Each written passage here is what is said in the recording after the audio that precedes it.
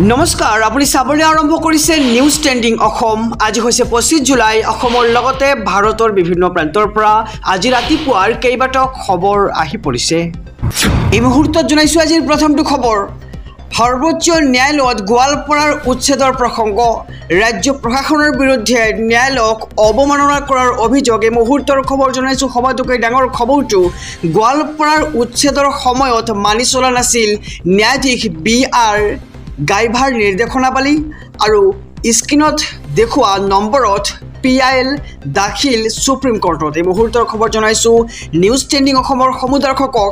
শুনানি গ্ৰহণ কৰে সৰ্বোচ্চ ন্যায়ালয়ৰ মুখ্য ন্যায়াধীশে আৰু শুনানিৰ পাছতেই জাননী জাৰি উচ্চতম ন্যায়ালয়ৰ। অসম চৰকাৰৰ মুখ্য সচিব, গোৱালপাৰা জিলা প্ৰশাসন, SP জিলা আয়ুক্ত চক্ৰ বিষয়ালৈ জাননী জাৰি আৰু সৰ্বোচ্চ ন্যায়ালয়ত এতিয়া গোৱালপাৰাৰ উচ্ছেদৰ প্ৰসংগ। এই মুহূৰ্তৰ খবৰ জনাই গৈছো দৰ্শকক। এই মুহূৰ্তত জনাইছো আজিৰ দ্বিতীয় নম্বৰ খবৰটো। উচ্ছেদৰ মাজতেই বাংলাদেশী প্ৰব্ৰজনকাৰীক লৈ আহি গ'ল ভয়ংকৰ তথ্য। আনুষ্ঠানিকভাৱে মুখ্যমন্ত্ৰীয়ে দাঙি ধৰিলে এই তথ্য। লোকপিয়লৰ পৰিসংখ্যা মতে অসমত আছে 1 কোটি বাংলাদেশী আৰু 2011ৰ লোকপিয়ল মতে অসমত মুছলমান জনসংখ্যা 34% আৰু ইয়াৰে 31% হৈছে বাংলাদেশী প্ৰব্ৰজনকাৰী আৰু 34%ৰ কেৱল 3%হে খিলঞ্জীয়া মুছলমান। আৰু একেই লোকপিয়ল মতে 2011ত অসমত মুঠ জনসংখ্যা আছিল 3,12,00,000।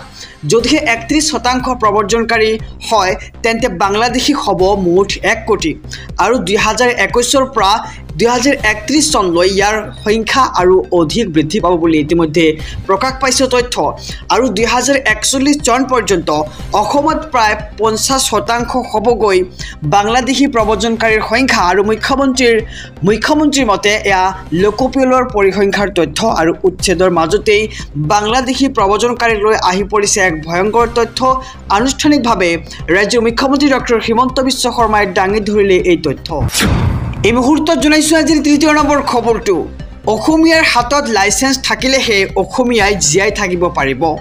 অসমীয়াৰ হাতত বন্দুক থাকিলেহে অসমীয়াই জীয়াই থাকিব পাৰিব। এনেদৰে এতিয়া ডাঙৰ মন্তব্য কৰিছে ৰাজ্যৰ মুখ্যমন্ত্ৰী ডক্টৰ হিমন্ত বিশ্ব শৰ্মাই। মুহূৰ্তৰ খবৰ জনাই গৈছো নিউজ ট্ৰেণ্ডিং অসমৰ সমূহ দৰ্শকক। অসমীয়াই এতিয়া জীয়াই থাকিবলৈ শিকিব লাগিব। কেৱল আন্দোলন কৰি অসমীয়া জাতি জীয়াই থাকিব নোৱাৰে। অসমীয়াৰ স্বাৰ্থত কিছুমান বাস্তৱসন্মত পদক্ষেপ ল'ব লাগিব আৰু জয়ী হোৱাৰ পিছত আৰু বাস্তৱসন্মত সিদ্ধান্ত ল'ম। এই মুহূৰ্তৰ খবৰ জনাই গৈছো দৰ্শকক। খুবেই গুৰুত্বপূৰ্ণ খবৰ যে এবাৰ অসমীয়াই জীয়াই থাকিবলৈ হ'লে বন্দুক হাতত তুলি ল'ব লাগিব আৰু লাইচেন্স প্ৰদান কৰিব চৰকাৰে। অসমত কেতিয়াবা পৰিস্থিতি বিস্ফোৰক হ'ব লাগিব আৰু অসমীয়া জাতি ৰক্ষাৰ কাৰণে যিমান ধৈৰ্য ধৰিব লাগে মই ধৰিম বুলি মন্তব্য প্ৰকাশ কৰে মুখ্যমন্ত্ৰীগৰাকীয়ে। কিন্তু সংবিধানৰ নীতি নিয়মৰ জৰিয়তে কিছুমান কাম আমি কৰি যাব লাগিব। অস্ত্ৰৰ লাইচেন্স প্ৰদানক লৈ মুখ্যমন্ত্ৰীয়ে কৰিছে ডাঙৰ মন্তব্য। কৈছে যে অসমীয়াৰ হাতত লাইচেন্স থাকিলেহে অসমীয়াই জীয়াই থাকিব পাৰিব আৰু অসমীয়াৰ হাতত বন্দুক থাকিলেহে অসমীয়াই জীয়াই থাকিব পাৰিব। আৰু এনে ক্ষেত্ৰত মুখ্যমন্ত্ৰী ঘোষণা কৰিছে যে অহা 1 আগষ্টৰ পৰাই কিন্তু খিলঞ্জীয়া লোকক হাতে হাতে তুলি দিয়া হ'ব অস্ত্ৰৰ লাইচেন্স। আহিছোঁ পৰৱৰ্তী খবৰৰ মাজলৈ। ৰাজ্যবাসীৰ বাবে এক ডাঙৰ খবৰ। স্মাৰ্ট মিটাৰে ব্যৱহাৰ কৰি থাকিব লাগিব সমগ্ৰ ৰাজ্যবাসীয়ে। সলনি নহয় স্মাৰ্ট মিটাৰ। ডাঙৰ মন্তব্য মুখ্যমন্ত্ৰী ডক্টৰ হিমন্ত বিশ্ব শৰ্মাৰ। স্মাৰ্ট মিটাৰক লৈ আনন্দত আছে ৰাজ্যবাসী। এনেদৰে মন্তব্য কৰে সংবাদ মাধ্যমৰ আগত মুখ্যমন্ত্ৰীগৰাকীয়ে। APDCLৰ জাননীৰ পিছতে প্ৰথমটো প্ৰতিক্ৰিয়া মুখ্যমন্ত্ৰীৰ। স্মাৰ্ট মিটাৰৰ বাবে সকলোৰে বিল কমি আছে আৰু সকলোৱে স্মাৰ্ট মিটাৰক লৈ ফূৰ্তি কৰি আছে। স্মাৰ্ট মিটাৰেই ব্যৱহাৰ কৰি থাকিব লাগিব সমগ্ৰ ৰাজ্যবাসীয়ে মন্তব্য আগবঢ়াইছে মুখ্যমন্ত্ৰীগৰাকীয়ে। আৰু কোনোপধ্যে সলনি কৰা নহয় স্মাৰ্ট মিটাৰ। ডাঙৰ মন্তব্য ৰাজ্যৰ মুখ্যমন্ত্ৰী ডক্টৰ হিমন্ত বিশ্ব শৰ্মাৰ। আহিছোঁ অন্য এক খবৰৰ মাজলৈ। অহা 1 আগষ্টৰ পৰা অসমৰ খিলঞ্জীয়াক দিয়া হ'ব অস্ত্ৰৰ লাইচেন্স। আবেদন কৰিলেই লাভ কৰিব এই অনুজ্ঞাপত্ৰ। সংখ্যালঘু অধ্যুষিত জিলাৰ খিলঞ্জীয়াই কৰিব পাৰিব আবেদন আৰু 1 আগষ্টৰ পৰাই মুকলি কৰা হ'ব পৰ্টেল। গৰুখুটিৰ কৃষকসকলেও আবেদন কৰিব পাৰিব মৰণাস্ত্ৰৰ লাইচেন্সৰ বাবে। ধুবুৰী, গোৱালপাৰা, বৰপেটা, ৰূপসী, নগাঁও, ধিং লগতে লাহৰীঘাট, লখিমপুৰ, মৰিগাঁওকে ধৰি দৰঙৰ লগতে সংখ্যালঘু জিলাৰ খিলঞ্জীয়াই অস্ত্ৰৰ বাবে কৰিব পাৰিব আবেদন আৰু মুখ্যমন্ত্ৰীয়ে কৰিছে এক ডাঙৰ মন্তব্য কৈছে যে 1 আগষ্টৰ পৰা অসমৰ খিলঞ্জীয়াক দিয়া হ'ব অস্ত্ৰৰ লাইসেন্স আৰু অসমীয়া জাতি বাচি থাকিবলৈ হ'লে তেওঁলোকে যুদ্ধ কৰি যাব লাগিব আৰু নিজৰ হাতত বন্দুক তুলি লৰাইহে তেওঁলোকে এই যুদ্ধত জয় হ'ব পাৰিব গতিকে অহা 1 আগষ্টৰ পৰাই মৰণাস্ত্ৰৰ বাবে লাইসেন্স প্ৰদান কৰিব বিজেপি চৰকাৰে আহিছো অনেক খবৰৰ মাজলৈ এদিন মিয়া নাইকিয়া হলেই অচল হৈ পৰিব সমগ্ৰ গুৱাহাটী মুখ্যমন্ত্ৰী হিমন্ত বিশ্ব শৰ্মাৰ অনুষ্ঠানত কাম কৰা মানুহখিনিও মিয়া গুৱাহাটীত মিয়াই মূৰৰ ঘাম মাটিত পেলাই কষ্ট কৰি কাম কৰে এই মন্তব্য কৰিছে কোনে সবিশেষ জনাই যাম হিমন্ত বিশ্ব শৰ্মাই 5 দিন মিয়াই কাম কৰিব নালাগি বুলি ঘোষণা কৰক মিয়া নহলে গুৱাহাটী কেনেকৈ চলে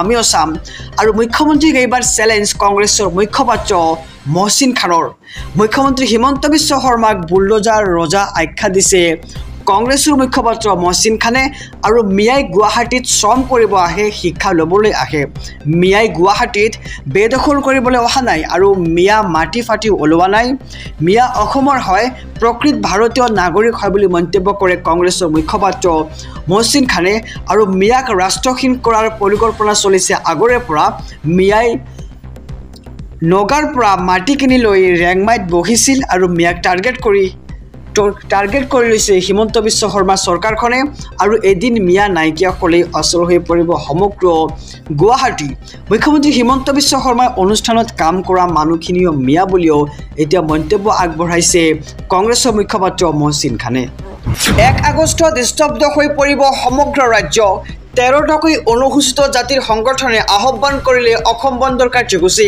চৰকাৰৰ বিৰুদ্ধে ধাৰাবাহিক আন্দোলন ঘোষণা অনুসূচিত জাতিৰ 13টাকৈ সংগঠনৰ অসম বিধানসভা ঘেৰাও কাৰ্যসূচী ৰূপায়ণ কৰিব অনুসূচিত জাতিৰ সংগঠনসমূহে আৰু 29 আগষ্টৰ দিনাই জিলা সমূহ হ'ব ধৰ্ণা প্ৰতিমূৰ্তি দাহ আৰু কেইবাটাও সমগ্ৰ কেউট সম্প্ৰদায়ক অনুসূচিত জাতিত অন্তৰ্ভুক্তিৰ বিৰোধিতা এবাৰ অনুসূচিত জাতিৰ সংগঠনসমূহৰ আগষ্টৰ শেষৰ ফালে দিল্লীত ৰূপায়ণ কৰা হ'ব প্ৰতিবাদী কাৰ্যসূচী আৰু 1 আগষ্টত স্তব্ধ হৈ পৰিব সমগ্ৰ ৰাজ্য জনাইছো নিউজ ট্ৰেণ্ডিং অসমৰ সমুদৰ্শকক যে 13টাকৈ অনুসূচিত জাতিৰ সংগঠনে আহ্বান কৰিলে অসম বন্ধৰ কাৰ্যসূচী চৰকাৰৰ বিৰুদ্ধে ধাৰাবাহিক আন্দোলন ঘোষণা কৰিছে এইবাৰ অনুসূচিত জাতিৰ 13টাকৈ সংগঠনে